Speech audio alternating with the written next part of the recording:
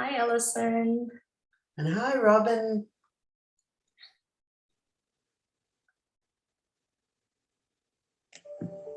After you, Shannon.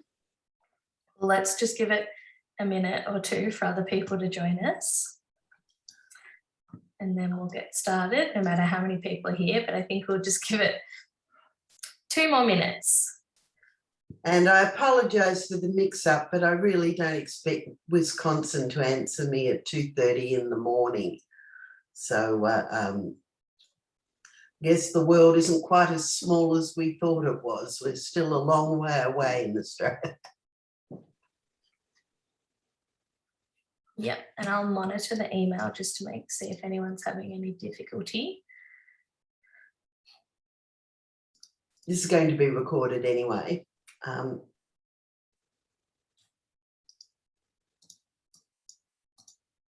you keeping well, Alison? You're on mute.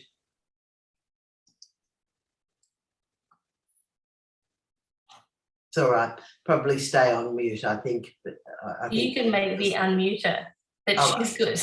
Yeah. Okay, good. I don't know where to put the thumbs. Okay, great. Let's get going, Shan. Okay, well, we'll get going and hopefully other people will join us because we're a very small group. But as we said, we're going to go ahead in rain, hail or shine. So let's go. Before we get started, I also just want to acknowledge the traditional custodians of the various lands of which we are meeting from today. And for me, that's the land of the Wurundjeri people. And a few small housekeeping things. So we are playing a pre-recorded interview this evening. So if you have any questions related to the topic, you can pop it in the chat box and we'll either discuss them at the end of the video or we'll get back in contact with you after the event once we have an answer from one of the speakers. And you can, if possible, leave your microphones on mute to minimize any background noise. I'll be doing that as well. And we will get started, but I'm hoping other people will join us. Hopefully, Louise, you have the capacity to admit people whilst the video is playing. I'll try. It's all new technology to us, isn't it? All right, let's go ahead then. All right, welcome everyone to a global conversation on nannying with our special guests, Kim Morgan of Ambience Sleep in New York, originally from St. Vincent's and the Grenadines, and Tonya Sakowicz of Newborn Care Solutions, who many of you in Melbourne already know, from Scottsdale, Arizona, and myself, Louise Dunham of Placement Solutions, Melbourne, Australia. We had a lot of people registered for this event and everybody will receive the recording. And I will now, I also need to give you some information. This is an International Nanny Association chapter meetings. They are held throughout the world in Australia, Mexico, and various chapters in America. There are some new things from International Nanny Association they want me to tell you. They have included new benefits for members and a whole lot of things such as the nanny and newborn care specialist basic skills and credential exams that you used to have to pay money to do are now provided free if you're a member. All of the International Nanny Association publications are now free. There's a great one on running a nanny agency, but there are also other ones on be a better nanny, be a best nanny, etc. And the service award application form is now free. Now, if you have been working as a nanny for a number of years, the minimum is 5 years. Then you can apply for a service award pin. By attendance at the International Nanny Association chapter meetings, you are offered a discount to join the International Nanny Association, and I would recommend it. Now, I'm going to share the screen. First of all, we're going to hear from the Deputy Prime Minister of St. Vincent's and the Grenadines. Pride and joy to offer congratulations to a lady from St. Vincent, from the constituency of Central Leeward, and from the town of Barley, who has excelled at her job and was recently offered by the International Nanny Association. She was awarded the International Nanny of the Year in the United States. Those of us who have lived in the United States, and many of us who have not lived there, know very well that many of our ladies go to the United States and they get jobs as nannies because it's a good job to get. You live in, you can save your money, and you can send back home and build a house and take care of your family. And you have nannies not only from the Caribbean, you have from the Philippines, you have from Japan, you have from other Asian countries and all of Europe. But here is a young lady from Liu who has become awarded the first Nanny of the Year, the first person of color receiving this prestigious award. And of course, to take into account your personality and your personal accomplishment. Her name is Kim Morgan. Knew her very well before she left here in 2000. And she started the job in Mustique, where her mother worked. But she left there and went to New York. And as most of us know, sometimes our people go up there for a visit.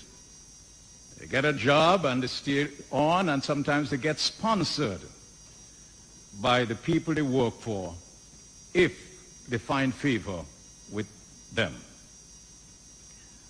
But Kim is a unique person. I know her for her honesty, her integrity, her conviviality, her congeniality. Very nice person. And by working as the Nanny of the Year, sometimes she worked part-time.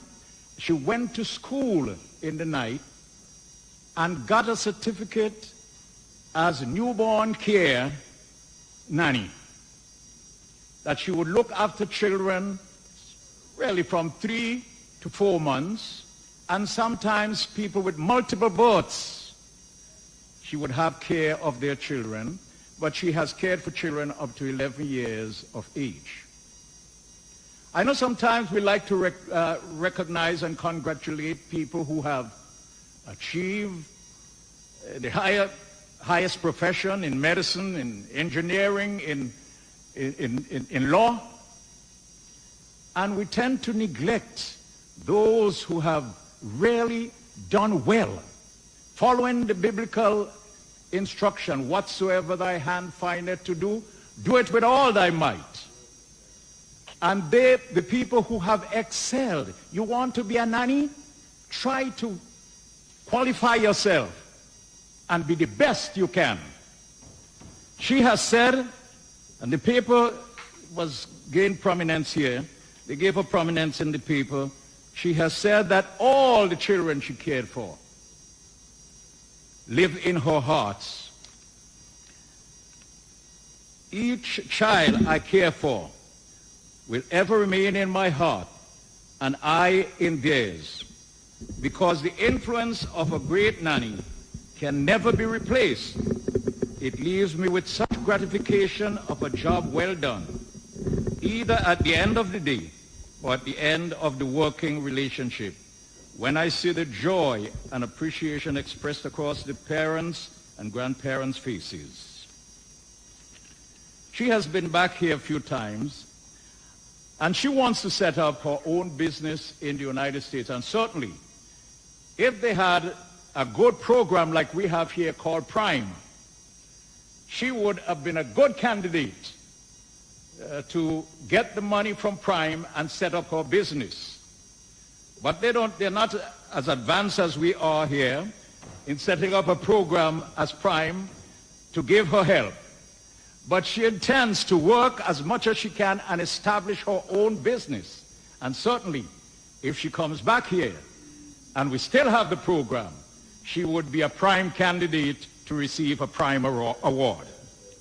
We trust that young people will look at her as a role model and can follow her example.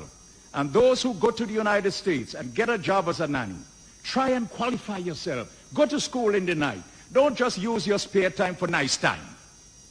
Make sure you have the drive within you, the ambition within you to qualify yourself so that you too might be able to follow in Kim Morgan's footstep and earn this prestigious award of International Nanny of the Year. I wish her all the best, and I'm proud to be a fellow Central Leeward resident with her.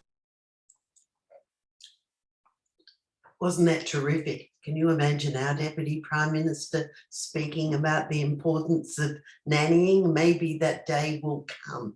The influence of a great nanny can never be replaced, said the Deputy Prime Minister of St Vincent's and the Grenadines.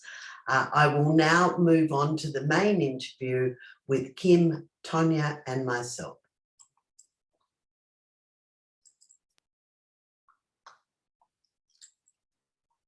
Oops, might take a while.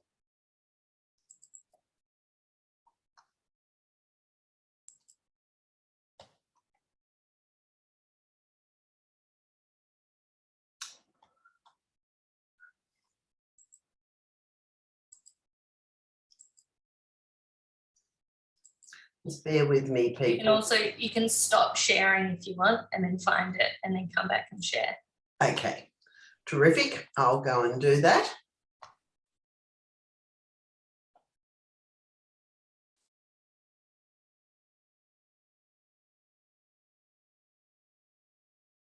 Sorry, everybody.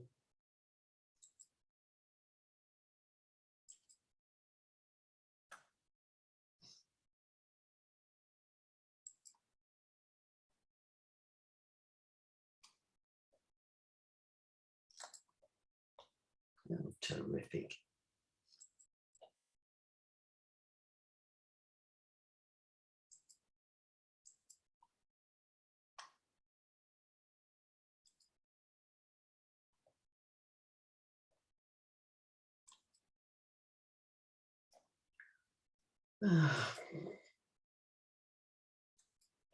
Right.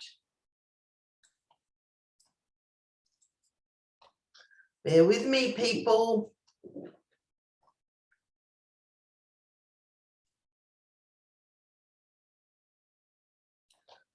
I think I can get it up on Dropbox.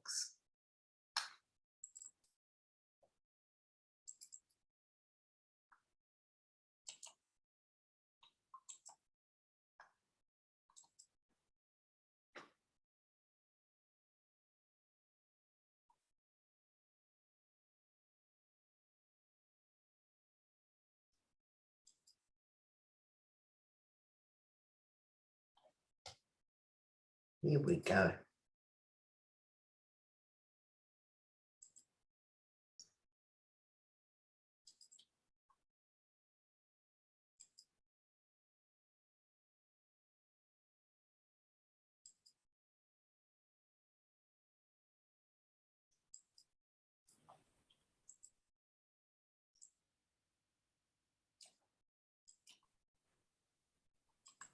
We did just test this, everyone, and it was definitely working. So the joys of technology.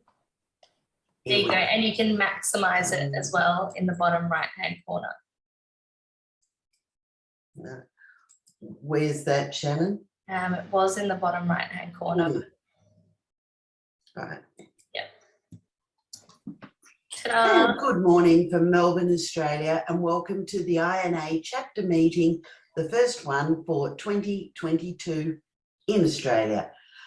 Today I'm going to be talking to Kim Morgan, known as Nanny Kim Kim. I'm not sure if you prefer to be addressed that way, Kim, when we're talking amongst adults.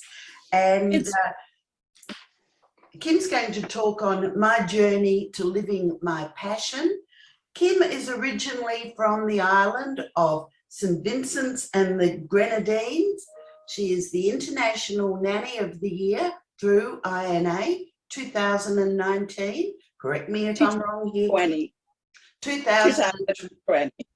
Thanks, Kim.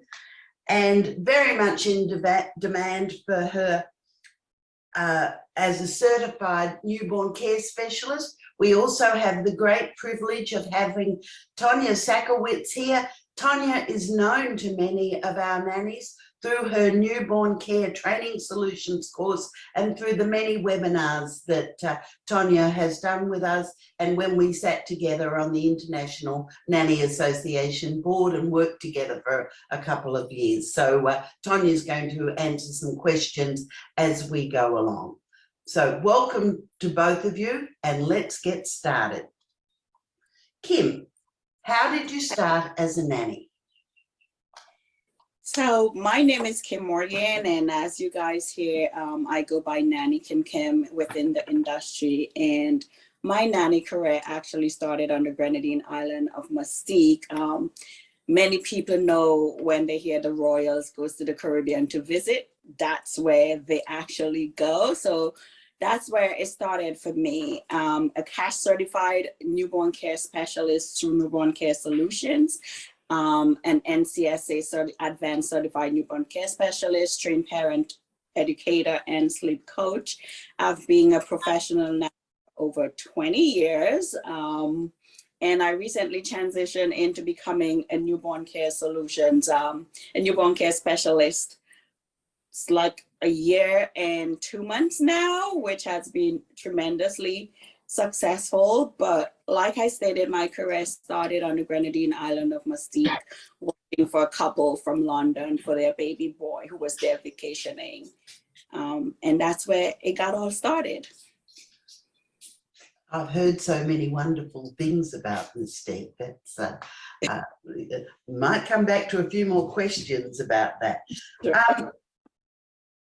So can you take us through your career trajectory as a nanny, including why you decided to retrain as a newborn care specialist? Perfectly said. Growing up as a young child, an only child for my mom. I'm the only girl and the last of 3 children for my dad. I have 2 older brothers whom I'm not close with because I don't really know much about them. But being the only child for my mom, I wanted a second sibling. And unfortunately, my mom couldn't have any more children. So that sense of void, I needed that to be filled. And I started like looking after the neighbors' children. And that's where it all started for me. And after graduating high school, I wanted change. And the current government that was in power wasn't doing that for me. So I worked closely with the opposition to help create that change. And unfortunately, after we lost, I decided to migrate to the United States. And coming from the Caribbean to the US is like you have to start all over again because they don't really recognize any of our education. And the quickest job that I could have gotten at the time was becoming a nanny. So I did that while attending college, and I studied to become a certified professional coder, which I accomplished. And then I trained to become an occupational therapist assistant. And during my internship, I realized sitting behind a desk wasn't for me. It wasn't fulfilling my passion. So I went back into nannying, and that's where I really found it. But it actually started for me when I gave birth to my first son. After being told for many years it didn't seem possible for me to have a child of my own. And the minute he was laid in my arms, I knew I was meant to supporting parents. And at the time, I worked as a nanny. I did not know anything about the INA or newborn care solutions, but I knew that I still wanted to support families because at that time, mostly I would work with first-time parents. And as the time progressed and I got involved with my nanny circle, that's when I started learning more about the nanny industry and that it's a wider world out there just than being confined to New York area. So I got involved and I joined the INA. And by joining the INA, I started learning about newborn care solutions and all the other training organizations that's out there. And I did my research and I said, okay, newborn care specialist, this sounds interesting. I always wanted to become a neonatal nurse. And I mean, that's like doing 4 years of nursing and then an additional 2 years of specializing for that field. And at the time, I was undocumented, so I couldn't even get into doing that. So the quickest way was doing the newborn care solutions foundational course. And like I said, I did my research and I settled on that one because I've read the reviews that it was more in depth. It was comprehensive, but very easily understandable. And that's what I settled on. And at the time, it wasn't to become a newborn care specialist. It was just to get more advanced knowledge in supporting the parents that I worked with because their families was growing. And I wanted to have that knowledge documented, that I have that experience on paper, even though I had that experience before. I just want it visible that I can present when I'm advocating for myself to parents. I understand that. And Tonya, this is something that we're going to talk about later on this year. I do think that having worked with Tonya and having run her very brief, I think it was the starter newborn care specialist weekend, we modified it a little bit for Australian conditions. You know, we don't call them diapers, we call them nappies. There were a few other things we changed, but not much, because raising children anywhere in the world comes from a basis of nurturing. Tonya, would you like to tell us about working with Kim, running your newborn care training solutions, and why you started up running these courses? Sure. I had my first newborn, held my first newborn at 11. I've had a passion for babies in particular, children in general, but babies in particular, and especially the little bitsy ones, most of my life. And children are like pets. They know who loves them. They know who engages with them. And so I've always had that connection and really understood children. And so I started working as a babysitter and then started working as a nanny in college. When I finished college, I'd worked multiple jobs, including a live-in nanny job for 2.5 years while I was in college. And I just needed a break. So I answered an ad in my college newspaper and moved to New York City and was a nanny in that market as well. And that's when I first encountered other professional nannies. That's when I started hearing about something called the INA. And for many years, I'm in my 37th year in the industry now, I believe, 36th or 37th, right around there. But for many, many years, I was a working nanny, but I started specializing in newborn multiples and started really getting fascinated about their sleep and working overnights and really setting everybody up for success in the beginning. And I loved seeing new families grow and develop. And so when my husband brought the idea of, you need to bring this training, you need to turn this into a company. And I was like, man, I don't want to do that. Nobody will pay for that. Why would we do that? And he's like, no, there's too many people asking you.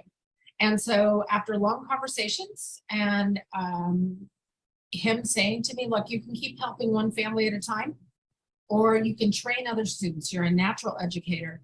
You can train other students and help hundreds of families and hundreds of babies. I was kind of stuck. I had to start the company.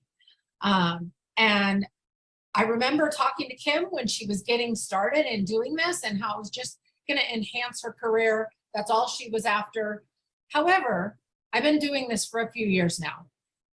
I know people who are meant to be newborn care specialists when I encounter them. And I knew it the second I encountered her.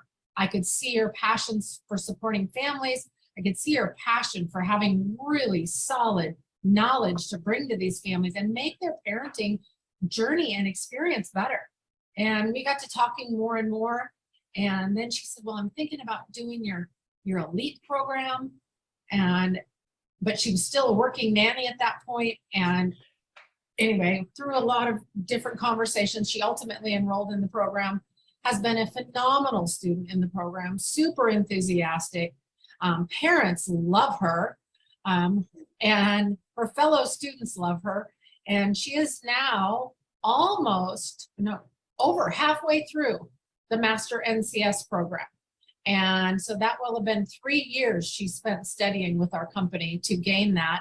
And once she gets that designation, she'll be one of only, I think there's 50 we have 4 this year, but I think there's 50 or less overall. And are you first in New York? Will you be first in the New York market, Kim? Yes. Remember. Yeah. And one of 4 persons of color. Yeah. And so it's just been fun to watch her grow and learn and to see this career just take off, because I've seen Kim embrace it the same way she embraces everything else that I've encountered. And she won't brag on herself, but I'll brag on her a little bit. She's also a single parent raising 2 boys and really setting such a phenomenal example for them about working hard to go after your goals and achieve them with astounding success. Thank you for that. I mean, I think my passion for all of that, my mom is my huge inspiration for my strength. That's where I draw a lot of my strength from, because I watched her as a single mom, and not many people know this. My mom had me at a week away from her 14th birthday. And so we are just 14 years apart. So I'm 43, my mom is 57. But if you see us, we look like sisters, even though we don't look anything alike. But I've watched how hard she worked to provide the very best for me as a single mom, like building her home. And that was one of the things that really pushed me to coming to the US, because I was almost raped with my mom lying in my bed next to me. And the feedback that I got from people, because in my community, because I just didn't conform to society's standards, like I held myself to a higher standard, have always done that as a little girl growing up. So like when the threats start coming to destroy my mom's home that she built, that kind of forced me to migrate to the US much faster. But I still took her work ethic with me, even though we are miles apart. And I strive my best to do the same with my kids, It wasn't an easy road, but we persevered.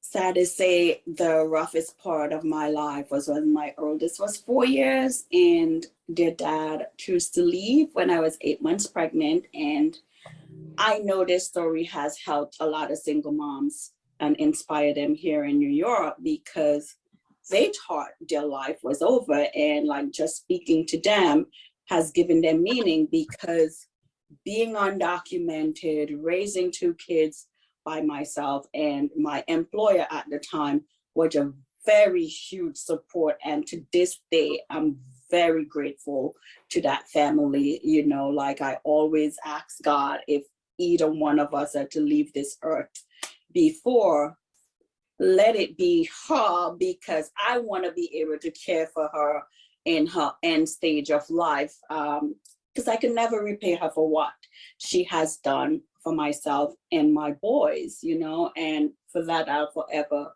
be grateful. And she knows how I feel about her, and she refers to me as her other sister, and as a nanny, that's all I've always tried for, is like making families happy. And I can see that through my educating them. And in order for me to do that, I educated myself to do that to them as well.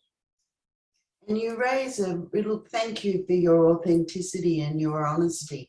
And you raise an important point, which I think I can't let go. It really is a two-way street. We do lots of talking about what nannies need to do, the training, etc., but not enough about clients. Treat your nannies like gold. They deserve respect. And how easy it is to, we're all human, how easy it is to give your heart and work as well as you can with a family when you're getting respect, legal pay, and you have a connection with them. Of course you should have, because you're helping raise their children. I'll come back to some specifics because I've got a set of questions. This is two-part. What year did you come to America, and what did you do as a career before you left the Before I left Vincent? Yeah. So I moved here actually June 2nd of this year. Was 22 years since I migrated to the US. And frankly, my only form of employment, as I said earlier, when I graduated high school, I wanted change, and I volunteered with the Unity Labour Party back then to help create that change. And in my constituency of Central Leeward, I was the secretary, and I worked very closely with the former Deputy Prime Minister for that area. And like I said, after we lost, I mean, it was a devastating blow for me to my self-esteem. And I'm like, there's no point in me staying here, because I wanted more for my life. And at the time, staying at home I wasn't gonna accomplish that. So then I migrated to the US after completing that first job. So my only job in St. Vincent was actually being the nanny for that little boy on the Grenadine island of Mustique before I migrated to the US. Sure, but great volunteer experience, and I'll come back to that, Deputy Prime Minister, in a moment.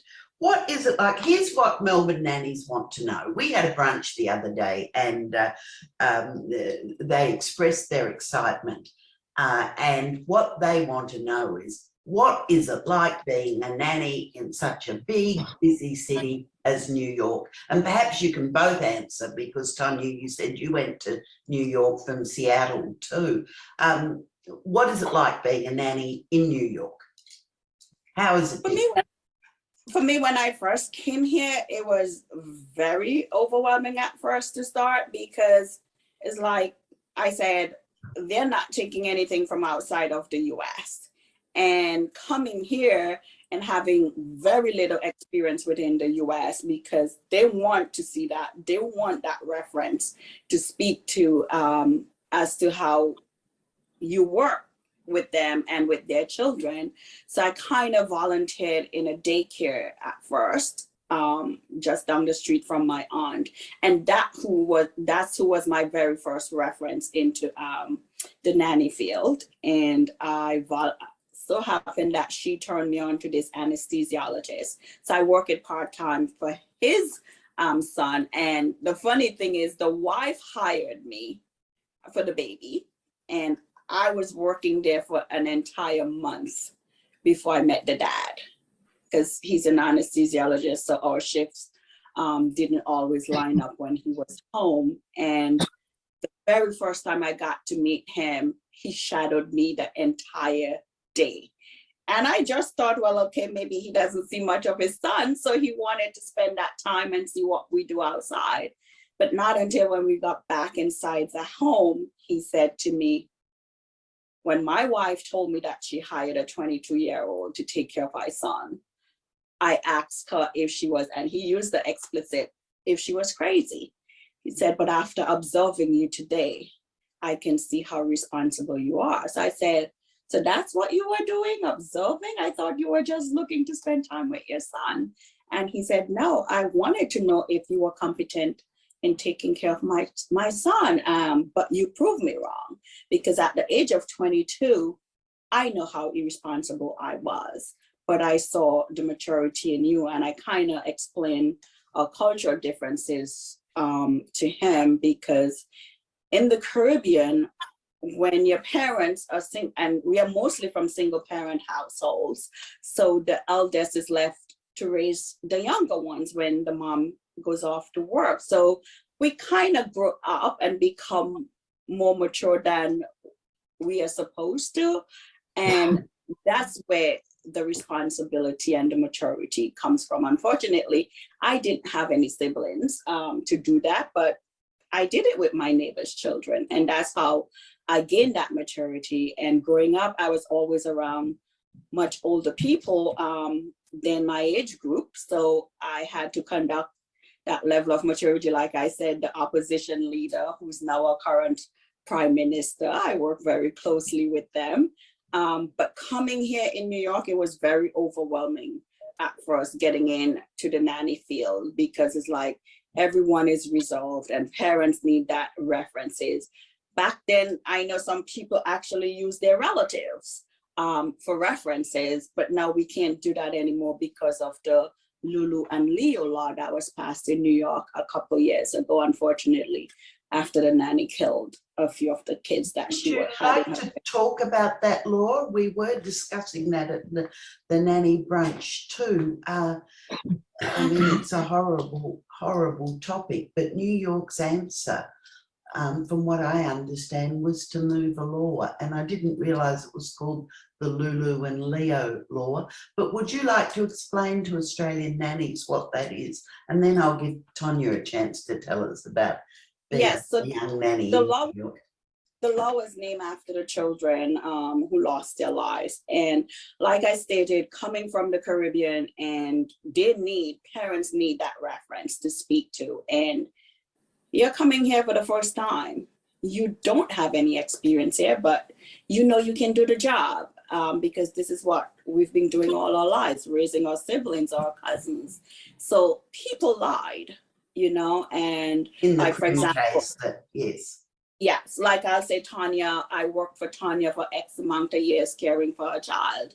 And Tonya would give that reference for me as an employer. So that employer is going to take her word. She doesn't know for a fact that I never worked for Tonya, but Tonya gave her that glowing reference and she hired me. And that was in the unfortunate case of with this family. It was actually one of the nanny's family who gave her the glowing references, and in the end that transpired.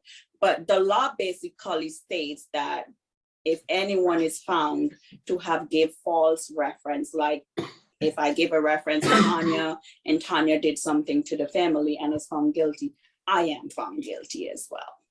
Yes, and I think that it is a law that could probably go worldwide when it comes to caring for the aged or caring for young, vulnerable children. Tonya, you're young, you're in New York. What were the highlights? What were the negatives about nannying in New York?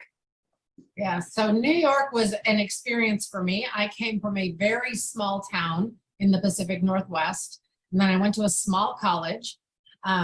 And so to move to a city the size of New York was culture shock, to say the least.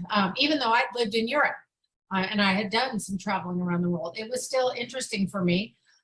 Thankfully, I have a fairly bold personality, so I didn't have as much of a problem fitting in. And let's be really transparent here too. I was also a white college educated woman, and that opens doors for you that are not open for everyone else. And so I actually was very in demand because of that aspect. So I didn't have any trouble getting work. And I had multiple people try and steal me from my employers, which I thought was interesting because of my own ethics. Of course, I didn't do that. But it was exciting. It was a little bit of culture shock, but it was also exciting to be in a big city. I was in New York, or moved to that New York area at a different time than Kim did, a little sooner than she did. But getting to go to the amazing museums and theater shows and things like that, all of those things do exist there. They're not, it's not just made for TV movie, and they are a lot of fun to do. I also connected with a lot of other nannies, one of whom is one of my very best friends to this day. And I met her while I was there. It was a lot of fun, but it was also, it's an industry, couldn't say that it's still that way, but I would say that based on my encounters with other nannies working in the market, it still seems like it is that way. There's a lot of people who take advantage of nannies there. And Definitely. Yeah, and I didn't know any different. So I was working very long hours on salary. And that was actually my very first taste of full-on overnight newborn care, because the client said, oh no, you have to get up with him in the middle of the night when he gets up. That's when I got real interested in supporting infants sleep really well and getting babies to sleep, because I wanted some sleep. But overall, you know what? I'm super thankful for that experience. I'm super thankful for all of the people I got to meet. I'm super thankful that even over 30 years ago, I had the opportunity to be exposed to the concept that, in particular, women of other colors and nationalities. In my experience there, I was dealing with a lot of Caribbean women and a lot of Filipinos, and how badly taken advantage they are of that situation. And at that early stage, 30 some years ago, I became very passionate about exposing those kinds of things and ensuring that human beings were treated with dignity and respect and paid their worth because of the job that they were doing. And I, at that time, with the help of my employer, actually advocated for a Filipino woman who was working in my building and was making in 3 months what I made in a week. And yeah, it was one of those things. I think it was very fortunate, because that's been a passion of mine for years, of supporting people and providing opportunities. And so there were a lot of fun things. There were also some negatives there. And I think, sorry, after you, Kim. So funny that you said that happened 37 years ago, and it's still happening now, because when I first came here, and like I said, I mean, our currency is what, 267 to $1 US. So, and in some of the countries like Jamaica, I think is like maybe 100 to 1, Trinidad, maybe 6 to 1. So you could see, coming from the Caribbean, coming on a US soil, and some of us, we don't know better. So we are being exploited, but we think that we are making a ton of money. Because at the time I was making, I think it was what, $10 an hour when I first came, and that was part-time. And that was a lot, because that translates into our EC currency, works out to be around $20, and I think back home you get paid what, $35 a day. So getting $20 an hour, I mean, that seems like a lot of money. So we're not questioning it until, for me, and I know a lot of nannies do not like to talk about what they make. But for me, one nanny asked that question, and she's like, I don't mean to get into your business, but how much do you make? And I said, $10 an hour. And she's like, no, for part-time work, you should be making more. You should be making at least 15. And this was back in 2000, and I kind of took that in the back of my head, but I was always scared. I wasn't confident enough, because I feel like if I went and asked for more, I am going to get fired. But I used the opportunity after one position ended to increase my hourly wage by $3 an hour. So that's what I did. Every time I finished with a family, I increased it by $3 an hour, until I was confident enough to advocate for myself at the interview and ask for what I think I'm worth. And it's something that I teach other nannies, or tell other nannies when they ask me, like, how do I find such success? Like, I'm not shying away from telling them what I did, but I always throw inside, and this is something I get back from Tonya's course: how badly do you want it? because I can tell you, you know, and she always said that to us. She's like, I can teach you, I can give you the information, but it's up to you what you do with it, how badly you want it, to go for it. And that's what I say to other nannies, you know. And I encourage them, it's not just about asking an employer for more. You need to show that employer why you're deserving of more. So you need to take that extra step and invest in yourself as well, you know, because you can't just say, well, oh, I've been doing this for 20 years, so I should be paid $30 an hour. That's not what it's all about. Like, you should be able, and I'm so grateful for this Newborn Care Solutions program, because I'm able now to research. Like, if a client comes to me and says such and such, I'm able now and better equipped to go and do that research, to come back and give that client that information. Whereas before, as a nanny, I just studied to do my work, get paid, and go home. But I am so passionate now about the parental education part of it. And it's all because of this program. You both raised two important points, and I think that it is worth labouring the point. We are all here together and know each other because of our belief that nannies deserve better, that the industry needs to be always professionalising. And I'm going to make the point that I don't want brand new nannies to have to go through a baptism of fire where they learn on that first horrible job, where they're paid by salary and not by hours, where they work 24/7, where they're considered exploitable because they don't know the current rates in the country. I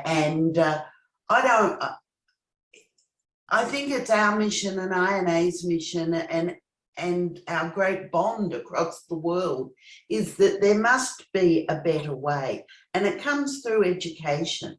It comes through education of clients and new parents, and just plain avoiding people that are wanting to exploit nannies. Being paid salary is actually not the worst thing that happens. It's the long hours, the constant mixing in of household management and cleaning duties with nannying, and the oft dismissive phrase that you're just a babysitter. So the second thing is, and you make this point very well, Kim,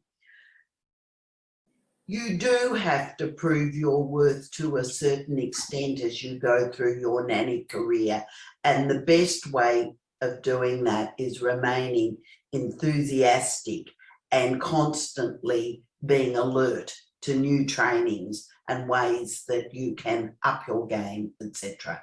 Things have changed. I've been in the business 34 years. Tonya's younger than me, but been in it longer. I'll get to the next question now. Or do either of you want to comment on that? Or yeah, we're in agreement.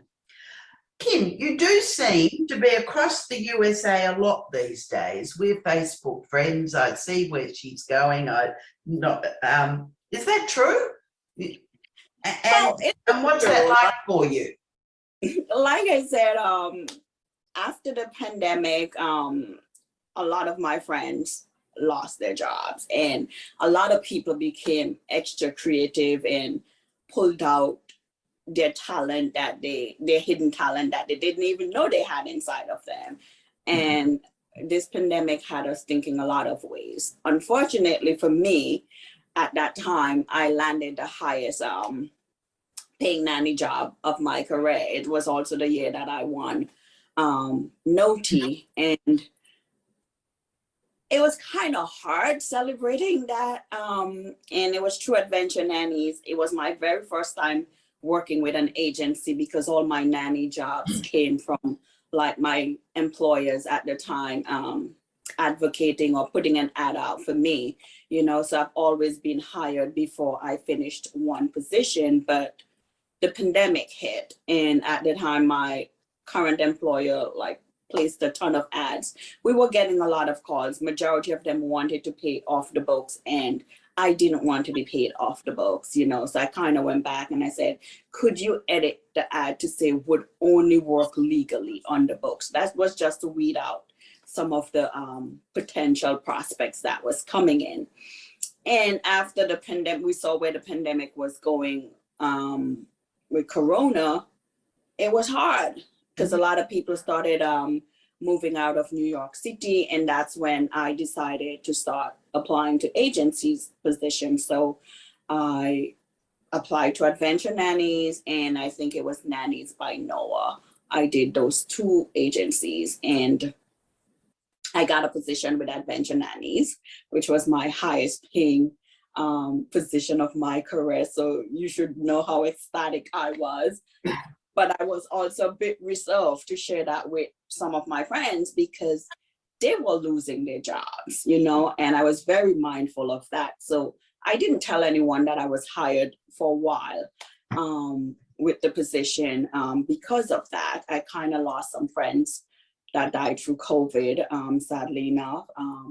But it wasn't until like maybe within 3 months on the position that I really start telling people that I was employed, you know, and same questions that I was avoiding, I got. So how are you so lucky to be getting jobs when everybody's losing their job, much less to getting one that's so highly paid? And I'm like, my training speaks for itself and I advocate for myself.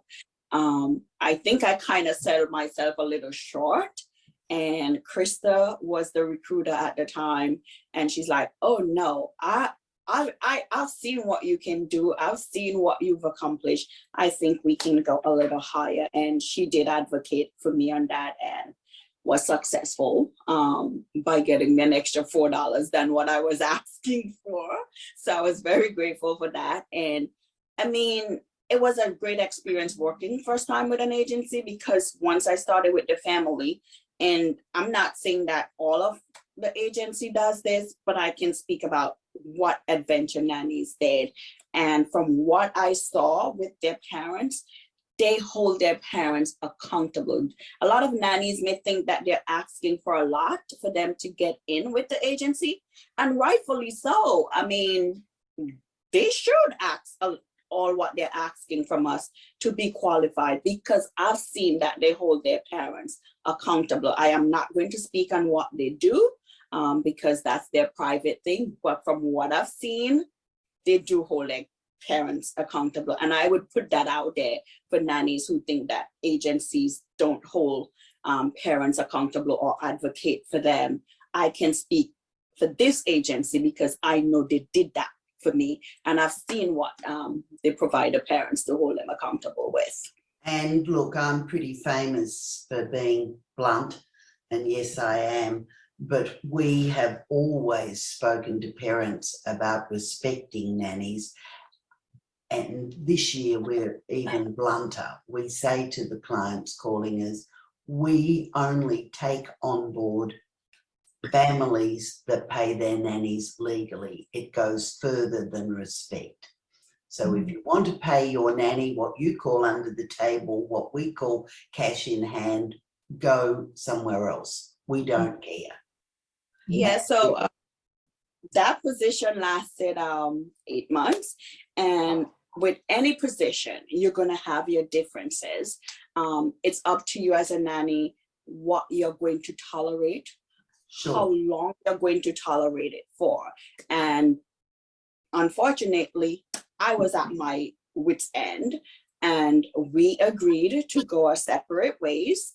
And frankly enough, I left. I had surgery done in January of last year.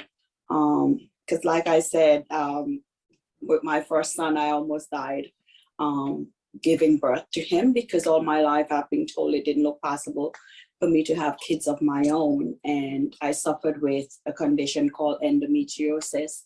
And that's something that's not talked a lot about, especially in the community of color. A lot of women suffer from it, but they go undiagnosed. And I was diagnosed at 19, and I was done with the pain. So I made the decision to have a hysterectomy last year because of that. But while I was out on paid sick leave, I was approached because, like I said, there are certain things that I am going to be tolerated, because one thing I thrive on is respect and communication in a relationship, and the same respect that I gave to my employers, I demand that respect in return, and I am not going to take anything less than that. And if I find like I'm disrespected, I am going to give notice and walk away from the working relationship. And we came to the mutual agreement that we are no longer going to continue that working relationship. And the opportunity presented itself for me to become a full-time newborn care specialist. And that's where I went with it. You know, like at first it was 3 jobs I was doing. So it was 7 nights a week. And then I had a sleep client that I was doing 4 days during the day. It was exhausting, but trust me, I thrive on it. Yeah, I thrive on it because I wanted to get my feet into the door.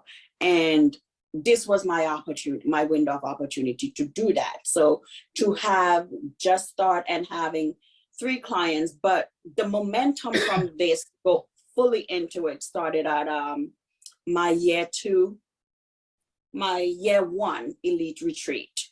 When Chevelle, like we were discussing, we had an open Saturday night and we were discussing about the industry. And I remember myself and another younger NCS, who's also another person of color, we were talking about, like, you know, my question at the time was, what's the point of doing all these trainings? And now that I wanted to get into the field, agencies telling me I need to have 5 years NCS experience, not newborn experience, NCS specific experience. And that kind of like dampened my spirit because I know what I was working to accomplish. So, but I wasn't going to let that stop me. You know, I was going to get in to the door one way or the other because I am that determined. Like, I know I had to thrive in this industry. And a nanny friend reached out and said, oh, I have someone who just needs 2 nights a week. Do you know of anyone? I know that's not how NCS works. And I said, me. And she's like, what? I thought you were a nanny. You're at the height of your nanny career. I said, no, I would support that, mom. And after I spoke with her, they had just came back from St. Vincent. So when she heard that I was from there, she was over the moon happy, you know, and she decided to sign the contract and offered more nights. So I supported her for more nights, and that was my start. But my highlight of my career, which one of my questions, yes, which, like I said, it's just been over a year, is that my client actually found me on Newborn Care Solutions website. And being in the elite program, after you complete your first year of the elite program, you get to create a profile and you're being placed on their website where, as a prospect, where parents can find you and hire you. And for me, that's where that one found me and hired me, which is a very high network family. And that's where you see I've been all over the country on the private planes. It was with that client, yes. Fantastic. Look, there are just a few more questions because I do want to finish up with a couple of last questions. I think, though, Tonya, this is a good time for you to tell us about what your course is, what Australians can get from it with it being done online. One of the things that I would say that's come out of the pandemic, always looking to be optimistic, is that we've got so much better at talking across the globe. So tell us about your course. We've had it highly recommended by Kim. I certainly recommend it. But there's no need to, and quite a few of our nannies have done the weekend course, as you know, with me. But now it's fully online. Go for it. Fantastic. So we have a variety of classes, but the one that most people take and the one that everyone has to start with our company is the foundational newborn care training. And that program, my husband and a lot of other people actually say the term foundational is probably not adequate to describe what it is. But as somebody who's so passionate about supporting families and babies with excellence, I believe that what's in that course is the bare minimum, the bare foundation that you should have in order to work in that capacity, which is why we titled that. And it is, Kim mentioned earlier on, it is more in depth because it was not targeted at people who said, oh, I love babies, and teach me how to change a diaper and make a bottle. It was targeted at people who are already passionate about babies and who are working childcare professionals. And so it takes them a lot farther in depth into things around medical conditions. Now, obviously, we're not doctors, we don't diagnose anything, but we certainly can identify symptoms and share what we're observing. And so we consider that the basics of what you need to know. And we went so far with that as to reach out to Cash International, which is based out of the UK. And Cash is the home of the legendary British nanny. It's what was originally referred to as the NNEB, or the Nursery Nurse Examination Board. And they are an outside third-party organization that literally went through every word we teach and our methodology and our exams, and asked us to improve some things, which we did. Ultimately, they gave their stamp of approval. And so people who take our foundational class can actually become internationally certified. So we are internationally accredited, that course is, and then they can, along with multiple other requirements that come from Cash, they can then apply to become a legitimately certified newborn care specialist, which Kim has gone through those steps.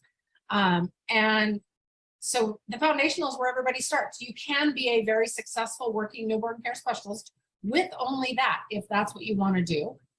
Kim has stayed with us and has gone on through the elite program and is now over halfway through the master NCS program. So she has made a significant investment, but she's also got a significant return on her investment, and has more than made back what she invested in the program in spades. And anyway, we have always had the vision of being an online company. And so when the pandemic happened, everybody else went, oh no, what do we do? How do we get online? We were already there. And our program is accessible all around the world.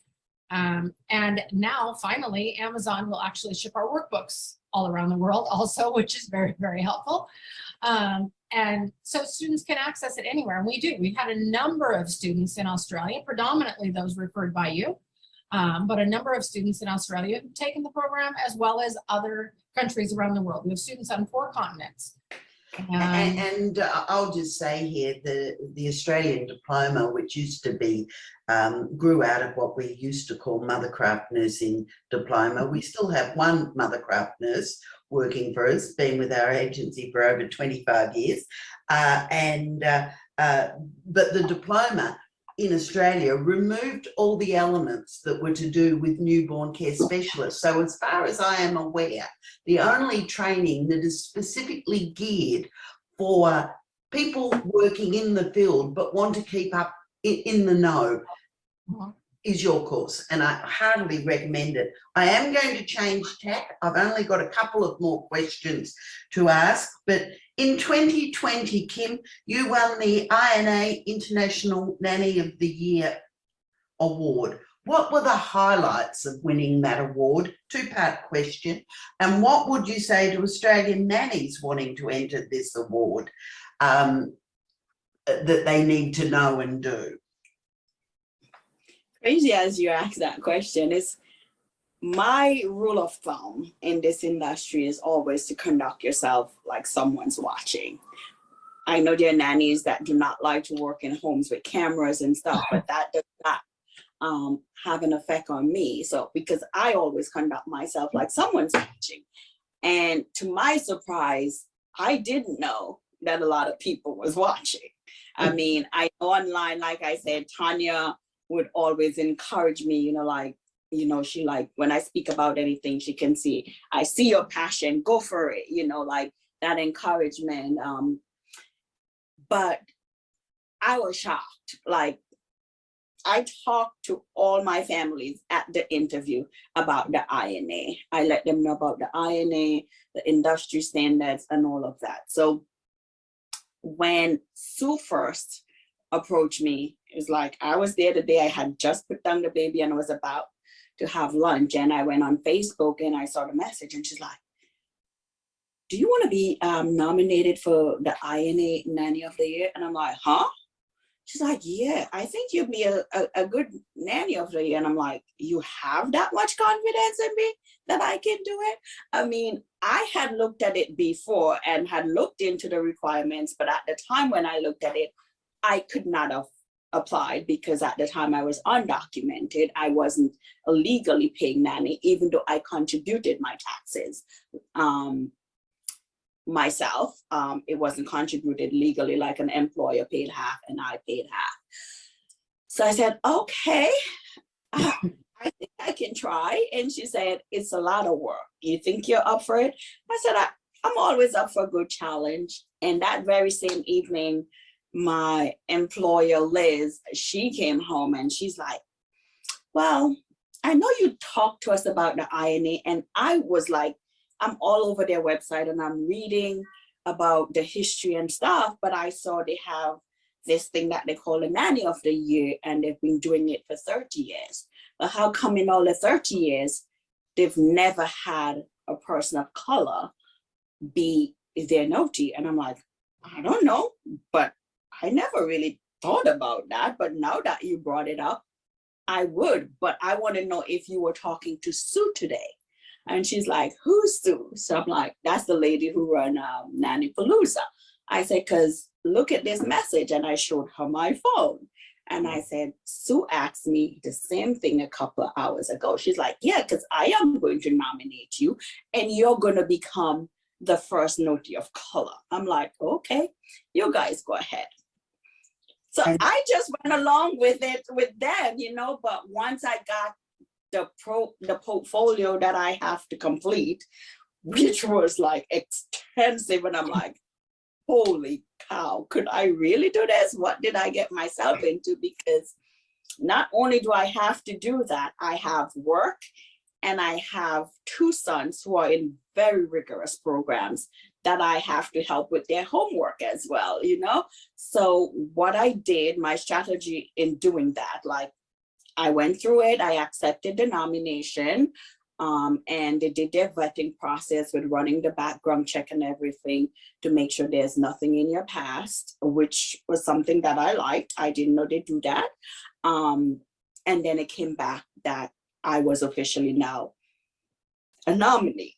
And that's when I got the package, the portfolio to start filling out, and I saw all the steps that I have to do. At first, it was very overwhelming when I looked at the entire thing, but I kind of break it apart. And they had it structured that way too, like you can do this on week 1, you can do that on week 2. So, but still with my busy and hectic day-to-day life, I still couldn't get it done that way. So my task of doing it was in the day, whenever thing pops in my head, I put it in the note section of my phone. And then when I come home after I'm done with the kids, like I'll be up and that's my time. And that's when I would really sit down and start writing my essays and working on my essays and stuff that I had to complete and finish that. But it was a wonderful experience when it was done. I think I submitted exactly the same day of the deadline.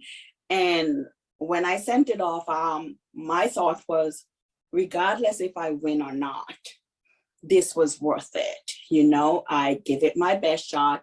And I know a lot of nannies shy away from this, but after it was said and done, I encourage a lot of nannies, you know, like to get more involved. I mean, apply for this, you know, do this, challenge yourself. And yes, I had one who made it to the finals this year, but when Tonya, Masha, Sue, and among them, they kind of played a trick to announce that on me. And Sue said, I need you to do something for Nanny Palooza for me for the celebrate our 15th year. So could you get on a Zoom call? And I said, sure. So while we were there, I thought I saw, it was who popped up first? I think it was Marsha popped up on the screen first. And then Laura came on, and then Tonya, and I'm like, okay, what's going on? And like Sue's like, oh, your meeting is not until 10 o'clock.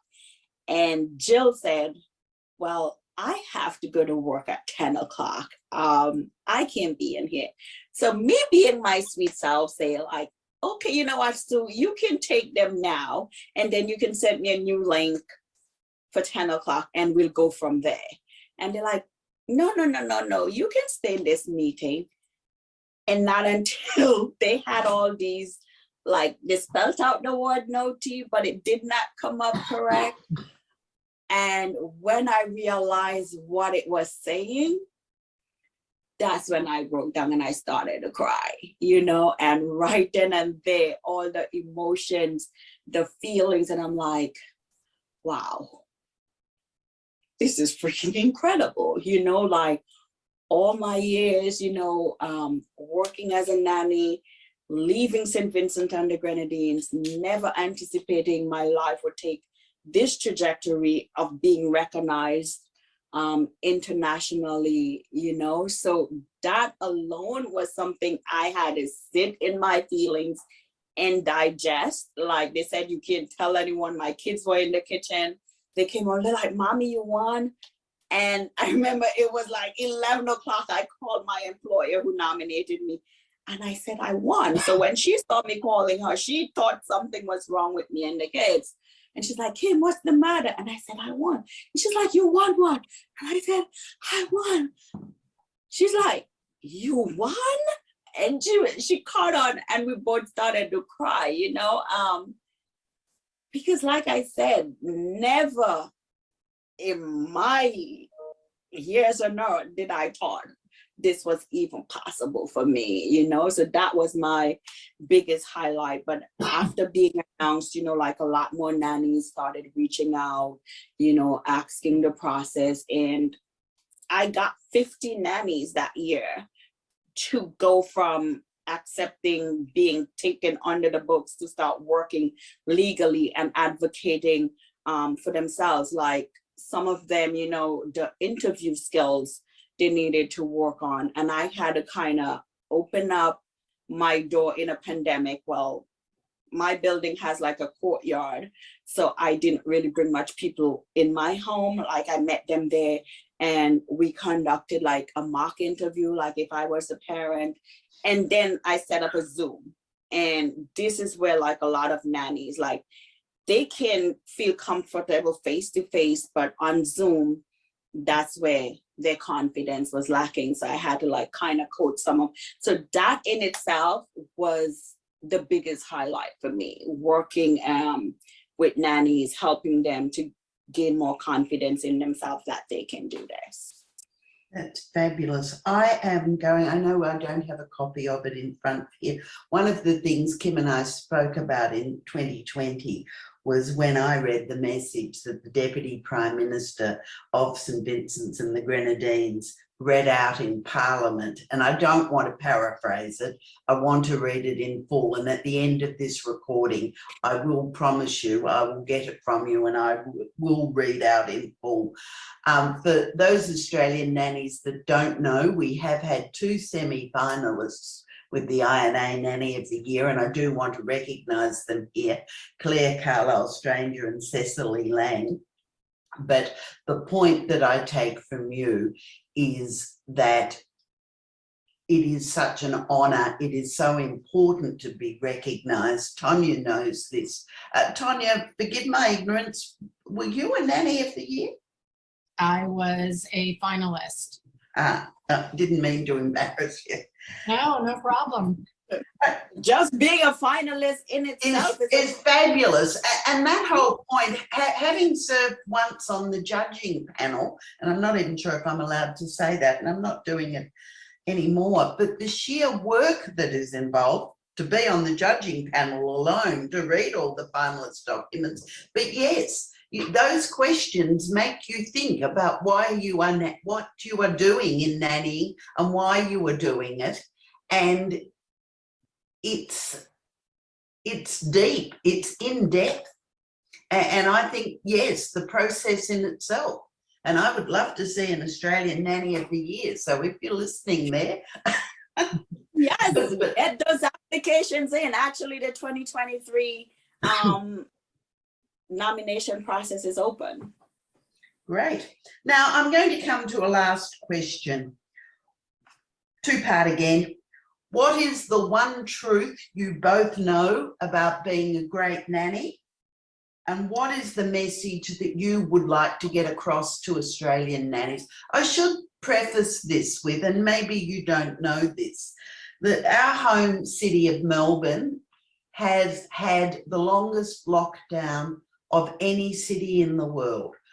We are feeling sorry for ourselves. We had bushfires, we had lockdowns for almost 2.5 years. Then we had floods, and in the middle of that, we had an earthquake.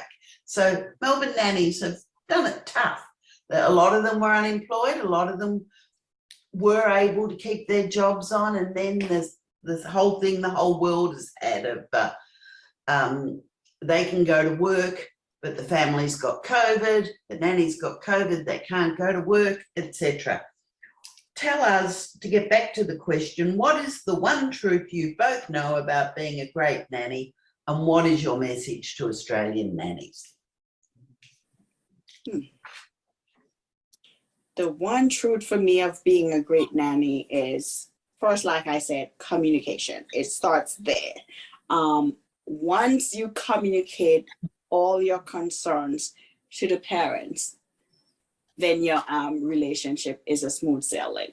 The next one for me is the education. Like, I love educating parents now, and first-time parents is my niche, was always my niche. And so that's why I know that being a newborn care specialist would have eventually been my end goal of working with first-time parents. And that's why I did the new parent educator training, you know, to learn more about effective communication, and kind of also touch, not to go in too much in depth because of my NDA. We have part of that assignment in our master's program as well. So that's why I said all of this training ties back to my working relationship with parents. And that is the truth. Like, you have to stay current in your education in order to give parents the best informed decision so they can make the best decision for their children. So that in itself is my one truth of being in this industry, is stay current within your education, so you can be of an asset to your employers. Thank you. Tonya. I know it's Tonya. I don't know why I said Tonya. It's because we have a friend named Tanya. Yeah, true. Right. So I would say, really, for me, the answers actually tie together. They're almost one and the same. Is never forget how important what you do is. You might be the person that really makes a difference for that family that's struggling with new parenthood or adding a second child to their family. You might be that person who's that safe space for a child who's struggling, maybe with issues around social things. Children of all ages need people in their corner that they know, love them, and they can really count on. So never underestimate, no matter what anybody tells you, no matter what society says about what we do, never underestimate the value of what you bring to families in the immediacy, and what you're doing to have such an amazing positive influence for the future. You keep those things front and center, you'll get the rest, because then you'll be passionate about learning and getting after that education piece like Kim is talking about. You'll be passionate about educating yourself around all kinds of things and advocating for yourself. And every second that you spend with these children is so critically important. They need you. Those families need you. Those children need you. And you are making a huge difference. Fabulous. I think we have come to the end of our conversation. I thank Kim Morgan, known as Nanny Kim, Tonya Sakowicz of Newborn Care Training Solutions. I will stop the recording now.